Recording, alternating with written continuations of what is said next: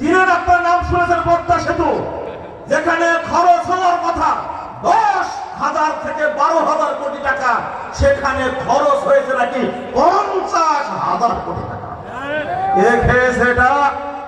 যারা খেয়েছে তারা কি ইঞ্জিনিয়ার না জানোয়ার? যারা এই টাকা খেয়েছে, বাংলাদেশ চুরি করে খেয়েছে, তারা মানুষ না অমানুষ।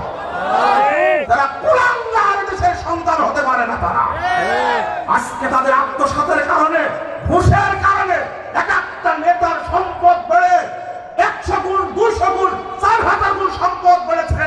আর জাতির সম্পদ, মানুষগুলো আজকে দরিদ্র সীমার নিচে চলে গেছে। একটা মরিচের দাম হলো 4 টাকা, মরিচের কেজি 1200 টাকা, আলুর কেজি 400 টাকা। এই সমস্ত ইতরদের কারণে সর্বনাশটা হয়েছে দেশে। আপনাকে বললে আপনি রাগ করেন না। আমি তো ডাক্তার বলতে ডাক্তার জাকির নায়েককে বুঝাইনি, সেও তো একজন ডাক্তার। ডাক্তার জাকির নায়েকের জন্য সারা পৃথিবী মুসলিম উম্মাহ দোয়া করে। আপনাকে কেন কসাই বলে, আপনাকে কেন ডাক্তার ডাকাত বলে? আপনাকে একটু চিন্তা করেন। আমি ইঞ্জিনিয়ার বলতে তাকে বুঝাইনি। একজন ইঞ্জিনিয়ার, তিনি এতটাই শিক্ষিত, দিন সম্পর্কে জানেন, 60 থেকে 65 বার শুধু কোরআনের অনুবাদ করেছেন। তিনি মানহাজ এত সুন্দর বুঝেন, একটা কথা একটু উল্টা পাল্টা হলে তিনি বলেন, এইভাবে মনে হয় সাহাবা একরাম কখনো বুঝতেন না, আমাদের আলেমদের বোঝা উচিত। আমি কি এই ইঞ্জিনিয়ারকে জানোয়ার বললাম? না না, আমি তাকে জানোয়ার বলবো কেন? তাকে জানোয়ার বলবো কেন?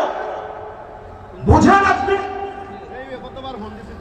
এক জানোয়ার এই বাংলাদেশের টাকা চুরি করে বিদেশে মাত্র 620টা বাড়ি করেছে। ও লাখ ব্যাপারটা বলেন তো দেখি, ও লাখ ব্যাপারটাও আমি তাকে তো জানোয়ার বলেছি। শোনেন, মুহাম্মদুর রাসূলুল্লাহ সাল্লাল্লাহু আলাইহি ওয়াসাল্লাম খায়বারের যুদ্ধের দিন সাহাবীদেরকে পড়ে থাকতে দেখে সাহাবীরা বলছেন, সাহাবীরা আল্লাহর নবীর সামনে বলছেন, ফুলানুন শহীদ, ফুলানুন শহীদ, ফুলানুন শহীদ, অমুক শহীদ, অমুক শহীদ, অমুক শহীদ। নবী মুহাম্মদ রাসূলুল্লাহ সাল্লাল্লাহু আলাইহি ওয়াসাল্লাম শুনে একজনকে যখনই শহীদ বলেছে তখন বলছেন, আল্লাহ, আল্লাহর কসম, কাল্লা, আল্লাহ কসম করে বলছে, ইন্নী রাআইতুহু ফিন-নার। 114 নম্বর হাদিস, 115 নম্বর হাদিস সহিহ মুসলিম মধ্যে এসেছে। আল্লাহ রাসূল বলছেন, ইন্নী কাল্লা, ইন্নী রাআইতুহু ফিন-নার। তোমরা শহীদ বলছো মানে আমি তাকে জাহান্নামে জ্বলতে দেখছি। ফি বুরদাতিন আল্লাহ, ছোট্ট একটা পুরাতন